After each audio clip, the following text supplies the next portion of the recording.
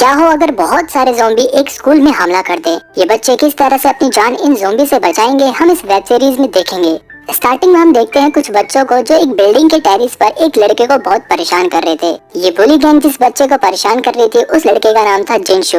बुली gang के लड़के जिनशु को खूब मारते हैं। इसी बीच जिनशु बिल्डिंग की छत से नीचे गिर जाता है। इसके बाद सीन बदलता है और हम देखते हैं मिस्टर ली को। मिस्टर ली जिनशु के फादर हैं। जिनशु अपने पिता से कहता है कि मैं उन्हें मार डालना चाहता था। मिस्टर ली कहते हैं कि कोई बात नहीं बेटे, सब ठीक हो जाएगा। जब भी जिनशु के शरीर में कुछ अजीब सा होने लगता है, उसका पूरा शरीर टूटने लगता है। यहाँ पर मिस्टर ली को देखकर साफ लग रहा था कि कुछ न कुछ तो सस्पिशियस जरूर था। जिनशु की खराब हालत को देखकर मिस्टर ली कहते हैं कि मुझे माफ कर देना मेरे बेटे, और फिर मिस्टर ली उसे मार डालते हैं। इसके बाद मिस्टर ली जिनशु की बॉडी को एक बैग में भरकर ठिकाने लगाने जा रहे थे, लेकिन यहाँ पर हमें पता चलता है कि जिनशु अभी मरा नहीं था। सीन बदलता है और हम ह्योसन हाई स्कूल नाम के स्कूल का सीन देखते हैं जिसमें जिनशु भी पढ़ता था। यहाँ स्कूल के सभी स्टूडेंट अपने अपने कामों में लगे हुए थे, अपनी अपनी एक्टिविटीज कर रहे थे। इसके बाद हम देखते हैं एक लड़की को जिसका नाम था योंजो। ये भी उसी बुली गैंग के साथ रहती थी जो जिनशु को परेशान किया करते थे। यहाँ पर योंजू को कोई आवाज सुनाई देती है। उस जगह पर जाकर देखने पर उसे एक बॉक्स में चूहा दिखता है। वो चूहा योंजू को काट लेता है। जब भी वहाँ पर मिस्टर ली भी आ जाते हैं, क्योंकि मिस्टर ली इसी स्कूल के साइंस के टीचर हैं। जैसे ही मिस्टर ली को ये पता चलता है कि योंजू को चूहे ने काट लिया है, वो योंजू को लैब में ही कैद कर लेते हैं। इसके बाद हम देखते हैं जोंगशन और जेनशु को। ये दोनों काफी अच्छे दोस्त हैं। इसके बाद हम ओंजो और उसकी सहेली इशाक को भी देखते हैं। जोंगशन और ओंजो भी काफी अच्छे दोस्त हैं। इसके बाद ये सभी जोंगशन के पेरेंट्स के रेस्टोरेंट में जाकर मस्त चिकन डिश एंजॉय करते हैं। यहाँ पर ये सभी आपस में बात करते हैं कि जिनशु कई दिनों से दिखाई नहीं दे रहा, कहीं वो किडनैप तो नहीं हो गया। अगले दिन स्कूल खुलता है और सभी बच्चे स्कूल जा रहे हैं। इन्हीं की क्लास में एक और स्टूडेंट था जिसका नाम था शुयोग। यहाँ पर वो देखता है कि बुली गैंग एक लड़के और एक लड़की को अपने अड्डे पर ले जाकर उन्हें बुली करने लगते हैं। बुली गैंग के लड़के इस लड़के को खूब मारते हैं और इसकी दोस्त की न्यूड वीडियो भी बना लेते हैं और इसे सेक्सुअली हरास भी करते हैं। और जो अपनी क्लास के लड़के शुयोग को काफी पसंद करती थी, उसकी नजर हमेशा शुयोग पर ही रहती थी। थोड़ी देर में क्लास स्टार्ट होती है और टीचर इनसे पूछती है कि क्या किसी ने योंजू को देखा है। उसका कल से कुछ पता नहीं चल रहा, लेकिन किसी को भी उसके बारे में कुछ मालूम नहीं था और पता भी कैसे चलता, क्योंकि उसे तो मिस्टर ली ने साइंस लैब में कैद कर रखा था। इधर योंजू की हालत बहुत ज्यादा खराब हो गई थी और वो अपने हाथों में लगे लॉक को तोड़ देती है। इसके बाद हम क्लास का सीन देखते हैं जहाँ पर एक टीचर बच्चों को पढ़ा रही थी। जब एक लड़की के पेट में कुछ प्रॉब्लम लग रही थी, इसलिए वो टॉयलेट चली जाती है। क्लास के बीच में ही थोड़ी देर बाद योंजू यहाँ पर आ जाती है। उसकी हालत को देखकर क्लास के सभी बच्चे एकदम हैरान हो जाते हैं। यहाँ पर योंजू सबको बताती है कि मिस्टर ली ने मुझे कैद करके रखा था और उन्होंने मुझे पता नहीं कौन कौन से इंजेक्शन लगाए। टीचर शुयोग, ओंजो और उसके दोस्तों की हेल्प से योंजू को स्कूल के फर्स्ट एड रूम में लेकर जाती है। डॉक्टर फटाफट उसका इलाज शुरू कर देती है, लेकिन योंजू की हालत काफी ज्यादा खराब थी, इसलिए डॉक्टर उसे इंजेक्शन लगा देती है और उसे हॉस्पिटलाइज करने के लिए एम्बुलेंस को कॉल कर देती है। इसके बाद स्कूल में एम्बुलेंस आ जाती है और योंजू को लेकर हॉस्पिटल की ओर निकल जाती है। इसके बाद क्लास में जाते जाते ओंजो शुयोग को डेट पर चलने के लिए ऑफर करती है। शुयोग कहता है कि तुम तो जोंगशन को डेट कर रही हो ना। ओंजो कहती है कि नहीं नहीं, हम तो सिर्फ अच्छे दोस्त हैं, बस और कुछ नहीं। इधर टीचर और प्रिंसिपल इस पूरे मैटर के बारे में मिस्टर ली से बात कर रहे थे। जब भी वहाँ पर क्लास टीचर के बुलाने पर पुलिस और डिटेक्टिव की टीम भी आ जाती है और मिस्टर ली को गिरफ्तार कर लेती है। वहीं स्कूल की डॉक्टर को ये पता चलता है कि जब वो योंजू को इंजेक्शन लगा रही थी, तभी योंजू ने उनके हाथ पर काट लिया, इसलिए उनके हाथ में काफी पेन हो रहा था। और देखते ही देखते उस डॉक्टर की भी हालत बहुत ज्यादा खराब हो जाती है। इसके बाद हम देखते हैं कि स्कूल में लंच हो गया है और सभी बच्चे अपनी क्लास से बाहर निकल गए हैं। कैंटीन में ओंजो अपनी सहेली इशाक को बताती है कि वो शुयोग को पसंद करने लगी है। वहीं शुयोग अपनी क्लास के प्रेसिडेंट से बात करने की कोशिश करता है, लेकिन क्लास के प्रेसिडेंट का कोई दोस्त नहीं था, इसलिए वो सबसे बहुत कम बात करती थी। दूसरी तरफ स्कूल डॉक्टर एक लड़के के ऊपर हमला कर देती है और उसे काट लेती है, क्योंकि वो एक ज़ॉम्बी बन चुकी थी। वो बाकी स्टूडेंट को काटने के लिए दौड़ती है और वो लड़का भी ज़ॉम्बी बन गया था और वो क्लास में घुसकर दूसरे बच्चों को काट लेता है। दूसरी तरफ ओंजी यानी कि वो लड़की जिसकी वीडियो बुली गैंग ने बनाई थी, वो स्कूल की छत से कूदकर सुसाइड करने जा रही थी। उसका दोस्त उसे रोकने की बहुत कोशिश करता है, लेकिन जैसे ही वो लड़की नीचे कूदने जा रही थी, जब भी वो देखती कि स्कूल की खिड़कियां तोड़कर कई सारे बच्चे नीचे गिर रहे हैं। इन्हें उसी इन्फेक्टेड डॉक्टर और बच्चे ने काटा था जो ज़ॉम्बी बन गए थे, इसलिए अब वो भी ज़ॉम्बी बन गए हैं। वहीं वो लड़की जिसके पेट में दर्द हो रहा था वो अपने घर वापस जा रही होती है। दूसरी तरफ बाकी बचे हुए बच्चे ज़ॉम्बी बन चुके इन्फेक्टेड बच्चों से बचकर भाग रहे थे। यहाँ पर शुयोग अपनी क्लास के प्रेसिडेंट को ज़ॉम्बी से बचाता है। वहीं कैंटीन में ओंजो अपने दोस्त चियोंगशन से कहते हैं कि मैं शुयोग को पसंद करती हूँ और मैं उसे डेट करना चाहती हूँ। तुम शुयोग के काफी अच्छे दोस्त हो, तुम मुझसे मेरे बारे में बात क्यों नहीं करते?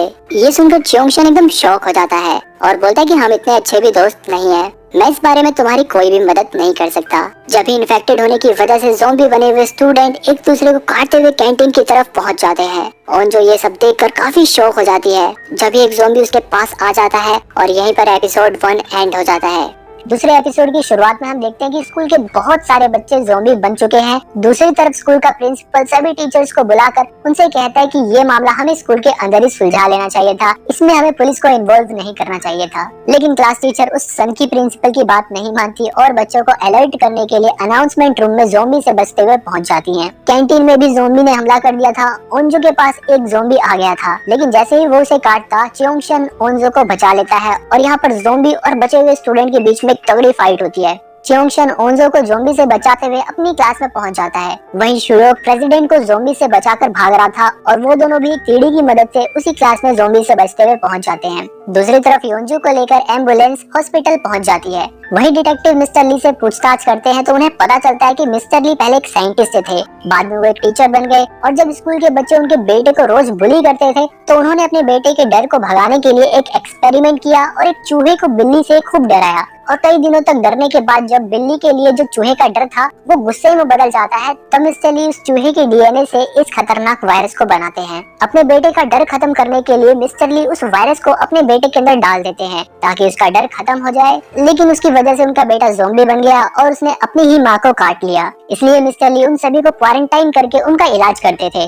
वहीं हॉस्पिटल में योंजू सभी हॉस्पिटल स्टाफ को काट लेती है, जिसकी वजह से हॉस्पिटल के सभी लोग ज़ॉम्बी बन जाते हैं। वहीं जिस लड़की के पेट में दर्द था वो स्कूल से बाहर आ गई थी, शायद उसकी किस्मत बाकी बच्चों से अच्छी थी। जब भी हम एक बस में कुछ स्टूडेंट को देखते हैं जो इसी स्कूल में पढ़ते थे। ये सभी स्टूडेंट एथलीट थे और ये सभी कंपटीशन के लिए बाहर गए थे, लेकिन कंपटीशन खत्म होने के बाद ये सभी वापस स्कूल में आते हैं तो यहाँ का हाल एकदम खराब देखते हैं। वहीं क्लास में जो बच्चे ज़ॉम्बी से बचकर छुपे हुए थे वो मदद के लिए पुलिस के पास फोन करते हैं, लेकिन पुलिस को उनकी ज़ॉम्बी वाली बात एक मजाक लगती है। इसलिए ओंजो अपने फादर को कॉल करके स्कूल में बुला लेती है, क्योंकि उसके फादर इमरजेंसी सर्विस में काम करते थे। थोड़ी देर बाद क्लास में बच्चे एक टीचर को अंदर ले लेते हैं, लेकिन यहीं पर हो जाती है उनसे गलती, क्योंकि उस टीचर को ज़ॉम्बी ने काट लिया था और देखते ही देखते वो भी ज़ॉम्बी बन जाता है और उन सभी बच्चों के ऊपर अटैक कर देता है। इससे जान बचाने के लिए सभी क्लास से बाहर निकलकर दूसरी सेफ जगह ढूंढने लगते हैं और ज़ॉम्बी से फाइट करते हुए एक दूसरे सेफ रूम में पहुंचते हैं। लेकिन यहाँ पर ओंजो नोटिस करती है कि शुयोग बाहर ही रह गया।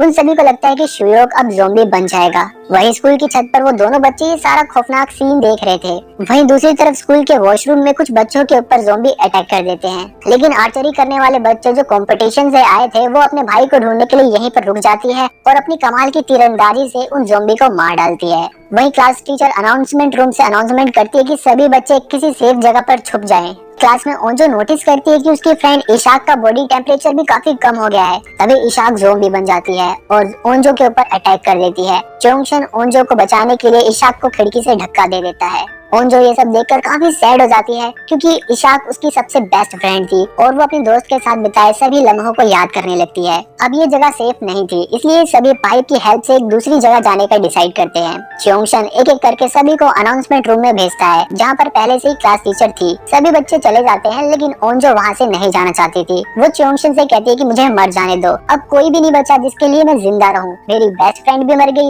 और जिससे मैं प्यार करती थी वो भी मर गया। ये सुन के चियोंगशन को काफी दुख होता है, क्योंकि ओंजो के दिल में अब चियोंगशन के लिए कुछ भी नहीं था, जबकि वो दोनों कभी बहुत ही अच्छे दोस्त हुआ करते थे। लेकिन चियोंगशन किसी तरह ओंजो को अनाउंसमेंट रूम में भेज देता है। अब ऊपर सिर्फ चियोंगशन बचा था और यहीं पर सेकंड एपिसोड खत्म हो जाता है। एपिसोड 3 में हम देखते हैं उसी लड़की को जिसके पेट में दर्द हो रहा था। यहाँ पे ये लड़की पब्लिक वॉशरूम में एक बच्चे को जन्म देती है और जैसे ही ये बाहर आके देखती है तो बाहर तो बहुत सारे ज़ॉम्बी थे, क्योंकि हॉस्पिटल और स्कूल की वजह से अब बहुत सारे लोगों में ज़ॉम्बी वायरस फैल चुका था। इसके बाद हम देखते हैं कि शुयोग जिंदा है और वो एक खिड़की से उतरने की कोशिश कर रहा था, जब भी उसे चियोंगशन उसी पाइप से नीचे उतरता हुआ दिखता है। इसके बाद चियोंगशन और शुयोग दोनों अनाउंसमेंट रूम में पहुँचते हैं। ओंजो शुयोग को जिंदा देखकर काफी खुश थी। जब भी रूम में उसी पाइप के जरिए एक ज़ॉम्बी आने वाला था, लेकिन चियोंगशन का दोस्त जैशु उसे नीचे गिरा देता है और इसी चक्कर में उसे हल्की सी खरोच भी लग जाती है और उसकी नाक से भी खून निकलने लगता है। वहीं ओंजो के फादर अपनी रेस्क्यू टीम के साथ एक बिल्डिंग में कुछ हाई प्रोफाइल लोगों को रेस्क्यू करने के लिए पहुंच जाते हैं। इधर रूम में पिंक जैकेट वाली लड़की हमेशा च्योंगशन के दोस्त जेनशु से लड़ती थी और जब वो जेनशु की नाक से खून निकलता हुआ देखती है तो वो सबसे कहती है कि इसे अलग रूम में आइसोलेट रहने को कहा जाए। हालांकि जेनशु का खून ज़ोंबी की वजह से नहीं बल्कि किसी और चोट की वजह से निकल रहा था। वहीं बुली गैंग का वो बदमाश लड़का अभी भी कैंटीन में सरवाइव कर रहा था और अपनी जान बचाने के लिए वो ज़ोंबी के सामने दूसरे लोगों को फेंक देता था। दूसरी तरफ च्योंगशन की मॉम ने टीवी पर ये सब देख लिया था कि लोग ज़ोंबी बन रहे हैं और इसकी शुरुआत उनके बेटे के स्कूल से ही हुई है। इसके बाद वो फटाफट अपना स्कूटर उठाती है और अपने बेटे च्योंगशन को बचाने के लिए निकल जाती है। लेकिन बाहर तो पूरी सिटी का हाल खराब था, पूरी सिटी में मार्शल लॉ लागू हो गया था।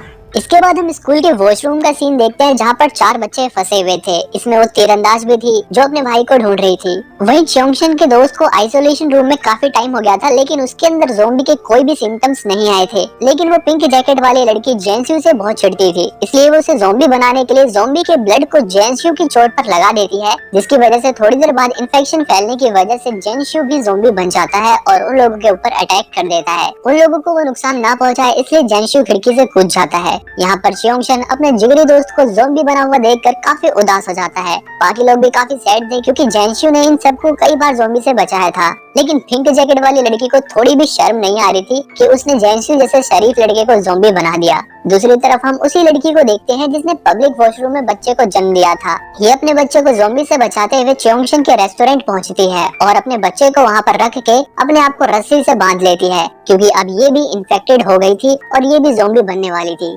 वहीं रूम में सभी बच्चे काफी दुखी थे। क्लास की प्रेसिडेंट सबको बताती है कि पिंक जैकेट वाली लड़की ने ही जानबूझकर जेनशु की चोट पर ज़ोंबी का खून लगा दिया ताकि वो ज़ोंबी बन जाए और इसका बदला पूरा हो जाए। जैसे ही ये बात च्योंगशन को पता चलती है वो काफी गुस्से में आ जाता है और पिंक जैकेट वाली लड़की से बहस करने लगता है। पिंक जैकेट वाली लड़की गुस्से में आकर उस रूम से बाहर चली जाती है और क्लास टीचर उसे मनाने के लिए उसके पीछे पीछे चली जाती है और इनके पीछे भी बहुत सारे ज़ोंबी पड़ जाते हैं। यहीं पर ये वाला एपिसोड खत्म होता है। एपिसोड 4 की शुरुआत में हम देखते हैं एक ब्लॉगर को जो पूरी तैयारी के साथ अपने व्यूअर्स के लिए इस जगह पर फन करने के लिए आया था, अपनी वीडियो बनाने के लिए आया था। वहीं च्योंगशन की मॉम ज़ोंबी से बचते हुए किसी तरह च्योंगशन के स्कूल में घुस जाती है। यहाँ रूम में सभी स्टूडेंट काफी उदास थे। होंजो और च्योंगशन आपस में अपने दोस्तों के खोने के बारे में बात कर रहे थे। च्योंगशन कहता है कि एटलीस्ट हमारी फैमिली बाहर सेफ तो है, लेकिन रात में उसके सामने ही उसकी माँ को ज़ोंबी काट लेते हैं और च्योंगशन ये सोच रहा था कि उसकी माँ घर पर सेफ है।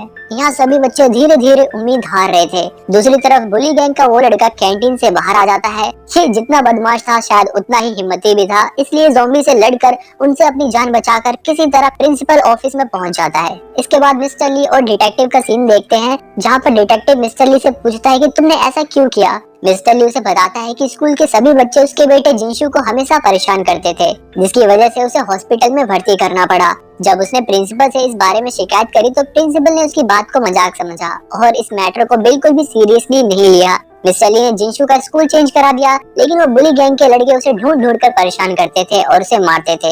एक दिन परेशान होकर जिनशु घर आता है और बोलता है कि पापा मैं मरना चाहता हूँ क्योंकि मुझसे लड़ा नहीं जाता, और वो सुसाइड अटेम्प्ट भी करता है। अपने बच्चे को इतना परेशान देखकर मिस्टर ली अपना बनाया हुआ वायरस जिनशु की बॉडी में डाल देते हैं ताकि उसका डर गुस्से में बदल जाए और वो अपने आप को प्रोटेक्ट कर सके, जिसकी वजह से ये सब कुछ सीन हुआ। ये सीन काफी इमोशनल भी था। मुझे कमेंट में बताओ कि मिस्टर ली ने अपने बेटे के लिए जो किया क्या वो ठीक था। पुलिस स्टेशन में भी ज़ोंबी अटैक हो जाता है और वहाँ भी सभी लोग ज़ोंबी बन जाते हैं। डिटेक्टिव मिस्टर ली को लेकर सेफ जगह पर जा रहा था कि जब भी उनके सामने एक ज़ोंबी आ जाता है। डिटेक्टिव को बचाने के लिए मिस्टर ली खुद ही ज़ोंबी के सामने आ जाते हैं और ज़ोंबी बनते बनते डिटेक्टिव से कहते हैं कि इस वायरस का एंटीडोट का फॉर्मूला मेरे कंप्यूटर में तुम्हें मिलेगा जो कि स्कूल की साइंस लैब में है। इसके बाद डिटेक्टिव वहाँ से अपनी जान बचाकर भाग जाता है। अगले दिन सुबह होती है और सभी स्टूडेंट बड़ी उम्मीद लगाकर बैठे थे कि अब तो शायद कोई आएगा हमें बचाने, लेकिन उनको कोई भी हेल्प नहीं मिलती। यहाँ ये आपस में बातचीत करते हैं कि क्या हमें बाहर जाकर मदद मांगनी चाहिए या यहीं पर हमें वेट करना चाहिए, क्योंकि उनके पास ना ही कुछ खाने का सामान था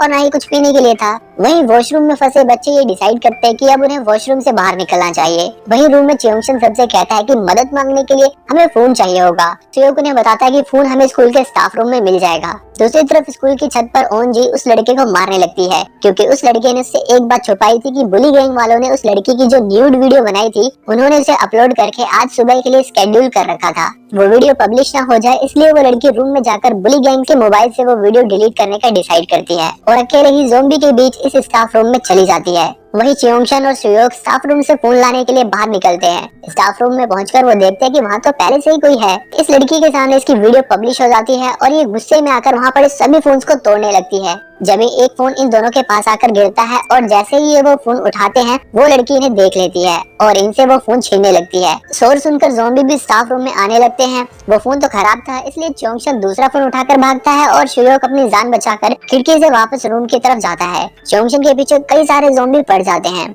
वहीं ओंजो के फादर उन हाई प्रोफाइल लोगों को रेस्क्यू करने के लिए काफी मेहनत करते हैं। ज़ॉम्बी से किसी तरह उन्हें बचाकर बिल्डिंग की छत पर ले जाते हैं जहां से एक हेलीकॉप्टर के जरिए उन लोगों को रेस्क्यू कर लिया जाता है। वहीं ज़ॉम्बी से जान बचाकर च्योंगशन प्रिंसिपल रूम में पहुंचता है जहां पर वो बदमाश लड़का प्रिंसिपल को मार रहा था क्योंकि प्रिंसिपल उसे मार रहा था। च्योंगशन के मना करने पर भी वो लड़का प्रिंसिपल को जान से मार देता है। च्योंगशन उसकी वीडियो बना लेता है और वो लड़का च्योंगशन से फोन छीनने लगता है लेकिन च्योंगशन फोन लेकर वहाँ से भागने लगता है। एपिसोड 5 में हम देखते हैं कि गवर्नमेंट इस वायरस को लेकर काफी ज्यादा सीरियस हो गई है। गवर्नमेंट मिलिट्री के साथ मिलकर प्लानिंग कर रही है। सुयोग वापस रूम में पहुंच जाता है लेकिन च्योंगशन अभी तक फोन लेकर नहीं आया था इसलिए ओंजो काफी परेशान थी। वहीं च्योंगशन भी भाग रहा था और बुली गैंग का बदमाश लड़का अभी भी उसका पीछा कर रहा था। ये लोग भागते भागते लाइब्रेरी में पहुंच जाते हैं जहां फोन छीनने के चक्कर में वो बदमाश लड़का बुक शेल्फ से नीचे गिर जाता है और उसे बहुत सारे ज़ॉम्बी काट लेते हैं। च्योंगशन ज़ॉम्बी से बचते हुए पाइपलाइन के पास जाता है और वहां छुप जाता है। वहीं वॉशरूम में फंसे हुए 4 बच्चे ज़ॉम्बी को मारते हुए किसी तरह मेडिकल रूम में पहुंच जाते हैं। अब ये लोग मोबाइल या कंप्यूटर का यूज करके इंटरनेट पर कुछ सर्च करते हैं, मदद मांगने की कोशिश करते हैं लेकिन यहाँ इनका प्लान फेल हो जाता है क्योंकि गवर्नमेंट ने इंटरनेट और फोन कॉल पर बैन लगा दिया था ताकि सिटी में कोई भी अफवाह ना फैले। वहीं ओंजो अपने दोस्त च्योंगशन के लिए काफी परेशान थी। च्योंगशन को ढूंढने के लिए ये लोग प्लान करते हैं कि ऊपर के रूम में जाकर वहाँ से ये लोग ड्रोन लाएंगे और ड्रोन की मदद से ये लोग च्योंगशन को ढूंढेंगे। वहीं डिटेक्टिव भी किसी तरह अपनी जान बचाकर ज़ॉम्बी से बचकर च्योंगशन के रेस्टोरेंट पहुंच जाता है। वहाँ उस न्यूबॉर्न बेबी को देखकर वो काफी हैरान था। वहीं च्योंगशन पाइपलाइन से निकलकर किसी तरह म्यूजिकल रूम में पहुंचता है। दूसरी तरफ ओंजो ऊपर के रूम से ड्रोन ले आती है और ये सब मिलकर ड्रोन की हेल्प से च्योंगशन को ढूंढने लगते हैं। वहीं वो 4 बच्चे मेडिकल रूम से आर्चरी रूम में जाने का डिसाइड करते हैं क्योंकि आर्चरी रूम में एक इमरजेंसी टेलीफोन है जिसके जरिए शायद उन्हें मदद मिल सकती है। दूसरी तरफ ये लोग ड्रोन से पता लगा लेते हैं कि च्योंगशन म्यूजिकल रूम में है। अपने दोस्त को जिंदा देखकर ओंजो काफी खुश हो जाती है और सुयोग और ओंजो खुशी के मारे एक दूसरे को गले लगा लेते हैं। दूसरी तरफ हम क्वारंटाइन सेंटर को देखते हैं जिसमें इस सिटी के लोगों को क्वारंटाइन किया गया था ताकि इन्फेक्शन और लोगों में ना फैले। यहाँ के रूल्स काफी ज्यादा स्ट्रिक्ट थे। ओंजो के फादर काफी परेशान थे क्योंकि वो अपनी बेटी को बचाने के लिए बाहर नहीं जा पा रहे थे। वहीं हम एक बार फिर से उसी बदमाश लड़के को देखते हैं जिसे ज़ॉम्बी ने काट लिया था लेकिन अभी भी ये इंसानों की तरह बिहेव कर रहा था। यहाँ पर फ्लैशबैक में एक सीन जाता है और यहाँ पर हमें पता चलता है कि ये वायरस किसी किसी के शरीर में पूरी तरह से रिएक्ट नहीं कर पाता और ऐसा ही इस बदमाश लड़के के साथ हुआ है। अब ये इंसानों की तरह बिहेव करेगा, मतलब इंसानों की तरह सोचेगा लेकिन इसके अंदर पावर्स बिल्कुल ज़ॉम्बी की आ जाएगी और ये जिसको काटेगा वो भी ज़ॉम्बी बन जाएगा।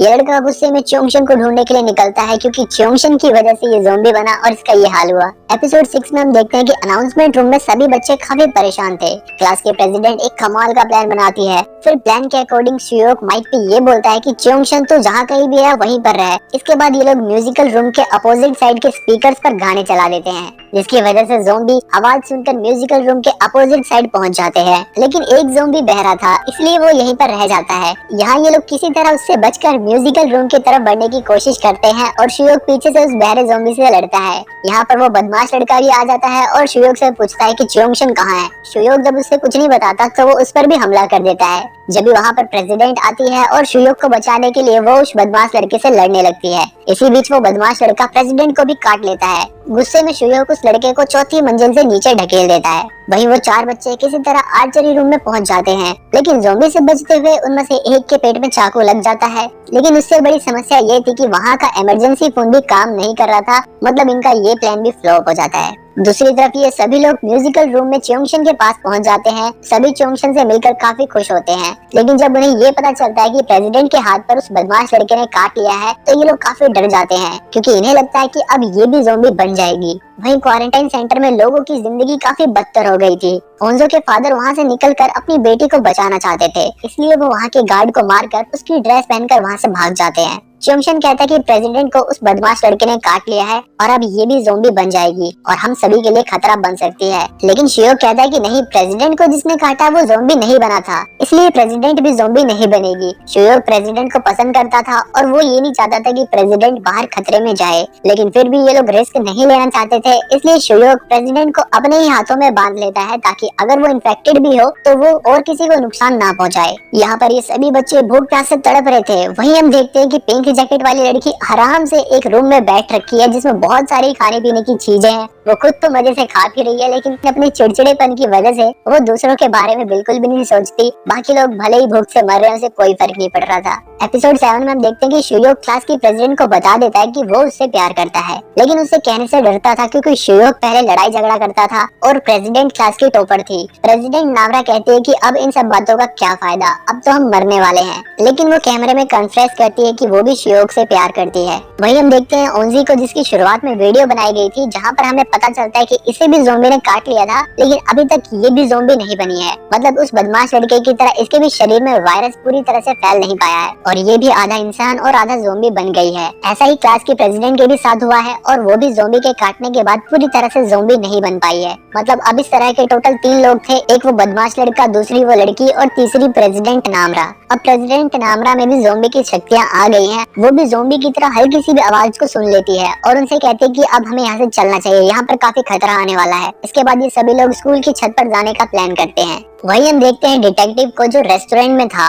और वो उन बच्चों को अपने साथ लेकर ज़ॉम्बी से बचकर भागता है। रास्ते में उन्हें वो ब्लॉगर भी मिलता है जो ज़ॉम्बी के बीच में फंसा हुआ था। यहाँ पर डिटेक्टिव उसकी मदद करने के लिए रुक जाता है और डिटेक्टिव का साथी बच्चों को लेकर आगे चला जाता है। वहीं यहाँ पर सभी बच्चे स्कूल की छत पर ज़ॉम्बी से बचकर जाने की तैयारी करते हैं। यहाँ शियोक च्योंगशन को बताता है कि मैं प्रेसिडेंट से प्यार करता हूँ और मैं ये भी जानता हूँ कि तू ओंजो से प्यार करता है, तो तू उससे थोड़ा अच्छे से बात किया कर और उसके साथ डेट पर चला जा। वहीं आर्मी वाले भी इस वायरस का इलाज ढूंढने की कोशिश कर रहे थे। यहाँ पर उस पॉलिटिशियन के कहने पर आर्मी वाले स्कूल में एक हेलीकॉप्टर भेजते हैं ताकि स्कूल के बच्चे को रेस्क्यू किया जा सके। वहीं दूसरी तरफ सभी बच्चे ज़ॉम्बी से बचकर किसी तरह स्कूल की छत पर जाने की कोशिश करते हैं। वहीं स्टार्टिंग से वो लड़का अभी भी स्कूल की छत पर ही है और मदद का इंतजार कर रहा था। थोड़ी देर में वहाँ पर मिलिट्री वालों का हेलीकॉप्टर भी आ जाता है। वहीं बाकी बच्चे भी स्कूल की छत पर पहुँचते हैं और गेट खोलने की कोशिश करते हैं, लेकिन वो लड़का गेट नहीं खोलता। नीचे से ज़ॉम्बी भी आ रहे थे। च्योंगशन और शियोक ज़ॉम्बी को मारकर उन्हें रोके रखते हैं। वहीं बाकी लोग गेट खुलवाने की कोशिश करते हैं।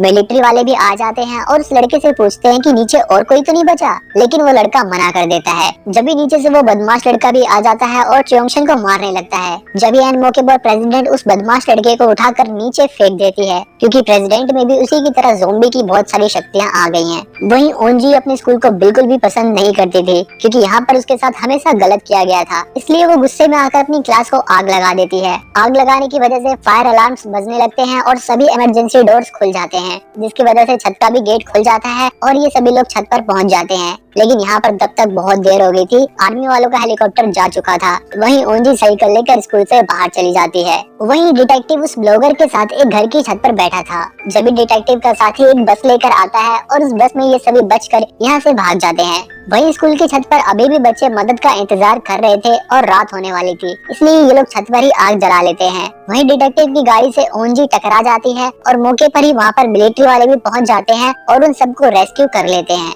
ओंजी को भी वो रेस्क्यू कर लेते हैं, लेकिन आर्मी वालों को ये नहीं पता था कि ये भी एक ज़ॉम्बी है। दूसरी तरफ आर्चरी रूम में बच्चों को कोई मदद तो मिल नहीं रही थी, इसलिए वो एक दूसरे से बात करके एक दूसरे की लाइफ के बारे में जानने की कोशिश करते हैं। यही हाल ऊपर छत पर बैठे बच्चों का भी था। वो लोग आग के पास बैठकर अपनी जिंदगी के बारे में एक दूसरे को बता रहे थे। प्रेसिडेंट सबको बताती है कि उसका कोई भी दोस्त नहीं था, वो पहली बार दोस्तों के साथ आग जलाकर इस तरह से अपने दिल की बात कर रही थी। बाकी सब भी अपने बारे में बताते हैं और यहाँ पर च्योंगशन भी ओंजो को बताता है कि वो उससे बहुत प्यार करता है। ये सुनकर ओंजो काफी गुस्से में आ जाती है और वहाँ से चली जाती है। शियोक च्योंगशन से कहता है कि जा उसे मना।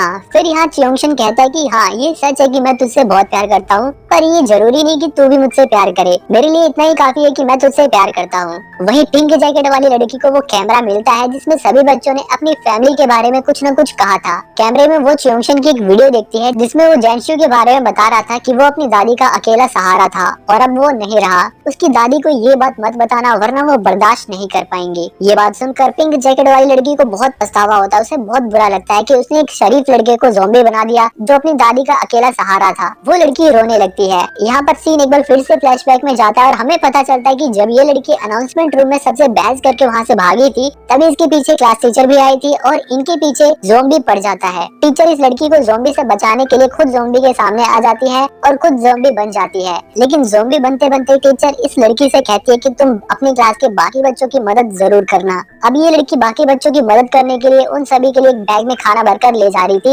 लेकिन जब यहाँ पर वो बुली गैंग का बदमाश लड़का आ जाता है और इसे बुरी तरह से काट लेता है। इसके बाद वो बदमाश लड़का पाइप के जरिए स्कूल की छत पर चढ़ जाता है और इन सभी के पास पहुंच जाता है और इनके ऊपर हमला कर देता है। वो लड़का सबको खूब मारता है, सबको उठा उठा के फेंकता है, क्योंकि वो च्योंगशन से बदला लेना चाहता था और उसकी आंख निकालना चाहता था, क्योंकि च्योंगशन ने उसकी आंख पर फोन मार के उसकी आंख फोड़ दी थी। जब भी प्रेसिडेंट आती है और उस बदमाश लड़के को उठाकर छत से नीचे फेंक देती है, लेकिन अभी भी वो बदमाश लड़का मरता नहीं है। दूसरी तरफ कैंप में डिटेक्टिव को रेस्क्यू करके ले जाया गया था और वो वहाँ पर सबको बताता है कि मिस्टर ली ने मुझे बताया था कि इस वायरस का एंटीडोट उनके कंप्यूटर में है, जो कि स्कूल की साइंस लैब में है। इसके बाद आर्मी वाले उस कंप्यूटर से इंफॉर्मेशन कलेक्ट करने के लिए अपनी एक टीम को स्कूल में भेजते हैं। वहीं क्वारंटाइन कैंप में ओंजी उस लड़के से मिलती है जो उसके साथ छत पर था। उसे देखकर वो काफी गुस्से में आ जाती है, क्योंकि उस लड़के ने उसकी एक बार भी मदद नहीं करी थी। थोड़ी देर में आर्मी वालों का हेलीकॉप्टर स्कूल की छत पर पहुंच जाता है। बच्चे हेलीकॉप्टर को देखकर काफी खुश होते हैं कि अब तो हम बच गए, लेकिन आर्मी वाले सबसे पहले मिस्टर ली के कंप्यूटर से इंफॉर्मेशन कलेक्ट करते हैं और फिर इन बच्चों को रेस्क्यू करने लगते हैं।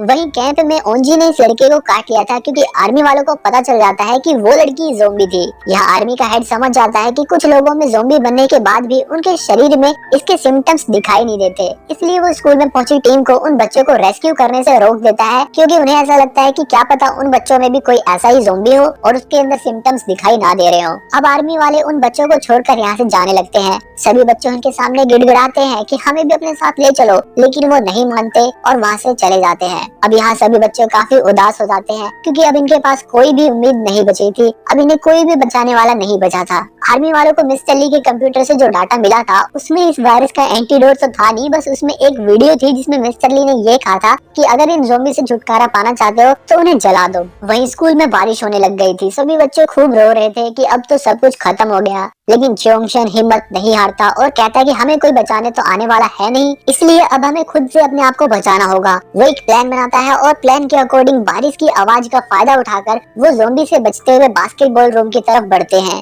इसी बीच च्योंगशन अपनी मॉम को भी देखता है और जब उसे ये पता चलता है कि उसकी मॉम भी ज़ॉम्बी बन गई है तो वो रोने लगता है, एकदम दुखी हो जाता है। इसके बाद इन लोगों को वो तीरंदाज भी मिलती है जो अपने भाई को ढूंढ रही थी। वो अपने भाई को देखकर काफी खुश हो जाती है। बास्केटबॉल रूम में पहुंचते पहुंचते एक दो बच्चे और ज़ॉम्बी का शिकार बन जाते हैं। किसी तरह बास्केटबॉल रूम में ये सभी पहुंच जाते हैं, लेकिन वहाँ पर भी बहुत सारे ज़ॉम्बी थे, इसलिए ये लोग उनसे अपनी जान बचाकर वहाँ के कमरे में छुप जाते हैं। वहीं ओंजो के फादर अपनी बेटी को बचाने के लिए किसी तरह स्कूल के पास पहुंच जाते हैं। दूसरी तरफ आर्मी वालों को ये पता चलता है कि इस सिटी के लोग अपनी जान बचाने के लिए ये जगह छोड़कर दूसरी सिटी में भाग रहे हैं, जिसकी वजह से इस वायरस का दूसरी सिटी में फैलने का रिस्क बहुत ज्यादा बढ़ गया है। वहीं ये सभी स्टूडेंट यहाँ से बाहर निकलने के लिए यहाँ पर ही ट्रॉली और सामान का इस्तेमाल करके एक शील्ड बनाते हैं और उसके जरिए बाहर निकलने का प्लान बनाते हैं। इसी बीच च्योंगशन को एक चॉकलेट मिलती है, लेकिन भूख तो सभी को लगी थी और काफी गंदे वाली भूख लगी थी। च्योंगशन वो चॉकलेट खुद नहीं खाता बल्कि अपने दोस्तों को दे देता है। अब इन्होंने बाहर निकलने के लिए पूरी तैयारी कर ली थी, लेकिन इनके बाहर निकलते ही सारे ज़ॉम्बी इनको घेर लेते हैं और इनकी शील्ड को तोड़ने की कोशिश करते हैं।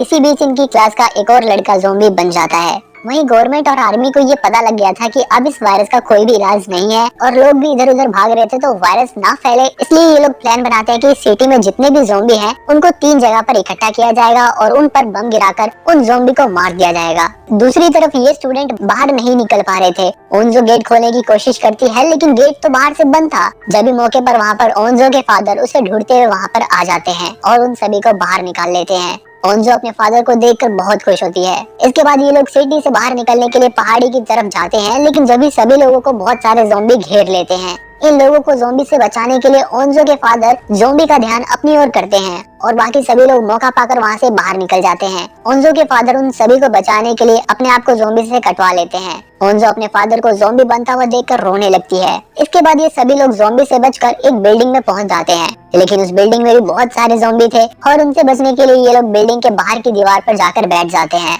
ये लोग ऑलरेडी अपने बहुत सारे दोस्तों को खो चुके थे, इसलिए अब ये लोग किसी और को नहीं खोना चाहते थे। जब ये आर्मी के हेलीकॉप्टर से ये अनाउंसमेंट होती है कि इस शहर में बम गिराए जाएंगे, इसलिए जो जहाँ पर है वहीं पर कोई सेफ जगह देखकर छुप जाए या अंडरग्राउंड हो जाए। आर्मी के ड्रोन्स शोर करते हुए सभी ज़ोंबी को उन 3 जगह पर इकट्ठा करने लगते हैं। जब यहाँ पर वो बदमाश लड़का भी आ जाता है और इन सबको मारने लगता है। वो च्योंगशन को भी खूब मारता है और च्योंगशन के हाथ पर काट लेता है। वो च्योंगशन को जान से मारने ही वाला था कि जब भी वहाँ पर आर्मी के ड्रोन्स आ जाते हैं जिनके शोर से ज़ोंबी को प्रॉब्लम होने लगती है। मौका पाकर च्योंगशन उस बदमाश लड़के को फिर से नीचे ढकेल देता है। अब सब काफी उदास हो जाते हैं क्योंकि उन्हें लगता है कि अब च्योंगशन भी ज़ोंबी बन जाएगा। ओंजो भी रोने लगती है क्योंकि वो च्योंगशन को खोना नहीं चाहती थी। च्योंगशन की भी आंखों में आंसू आ जाते हैं। यहाँ पर च्योंगशन ओंजो को अपना नेम बैच दे देता है और उसका नेम बैच अपने पास रखता है। वो ओंजो को किस करता है। च्योंगशन अब इन सबको बाहर निकालने के लिए खुद ज़ोंबी के पास जाने का डिसाइड करता है, लेकिन वो जाते जाते आखिरी बार ओंजो को गले लगा लेता है और यहाँ पर सभी लोग रो रहे थे। ये सीन काफी ज्यादा इमोशनल था। मेरे हिसाब से तो ये पूरी वेब सीरीज का सबसे इमोशनल और सबसे बेस्ट पार्ट था। इसके बाद च्योंगशन सबको बचाने के लिए ज़ोंबी को अपने पास बुलाता है और अपनी कमाल की ट्रिक से सभी ज़ोंबी को लिफ्ट की एरिया के पास बुलाकर उन्हें नीचे गिरा देता है। मौका पाकर ये लोग बिल्डिंग से निकल जाते हैं और पहाड़ की तरफ चले जाते हैं। वही वो बदमाश लड़का फिर से आ जाता है और च्योंगशन और उसके बीच में फिर से लड़ाई होने लगती है। वो लड़का च्योंगशन की आंख फोड़ देता है और इसी बीच आर्मी वाले उन 3 लोकेशंस पर बम गिरा देते हैं। यहाँ पर च्योंगशन उस बदमाश लड़के को लेकर आग में गिर जाता है और ये सभी ज़ोंबी मर जाते हैं। आर्मी ऑफिसर को ये बहुत ही ब्रेव डिसीजन लेना पड़ा था क्योंकि इस ज़ोंबी वायरस से छुटकारा पाने का और कोई तरीका भी नहीं था। यहाँ पर मिलिट्री हेड अपनी आर्मी की ड्रेस पहनता है और अपने आप को शूट कर लेता है क्योंकि उसके इस डिसीजन की वजह से कई सारे बेगुनाह भी मारे गए। वो इस बात को अपनी पूरी जिंदगी में कभी भुला नहीं सकता था। वो काफी गिल्टी था, इसलिए उसने ऐसा किया। वहीं स्कूल में सब कुछ जलकर राख हो चुका था, लेकिन हमें यहाँ पर अभी भी ओंजो का वो जो नेम बैच था वो एकदम सही दिखाई देता है।